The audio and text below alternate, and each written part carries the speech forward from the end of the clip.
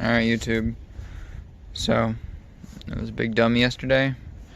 This is the inside of my audio interface, and I had my headphones on, plugged in, and I was reaching for my bass, and then I knocked it off my dresser, and then it broke. So, I took it apart and tried to fix it.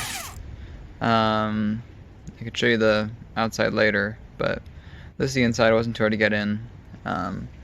This is the very obvious break there. You can see it separated. The legs of the USB connector separated from the motherboard. I don't know if motherboard's the correct term, but from the board. They're still in there. The legs are still soldered in, so I need to desolder the legs and remove this guy and then get a new one and put that in. My hope is that it'll then work, because this was, I don't know, it was like 80 bucks, but I was gonna do a lot of recording today. So, we'll see. I don't see any other big issues. Like, everything else is holding in place alright and has, it's still soldered in, and it all looks like.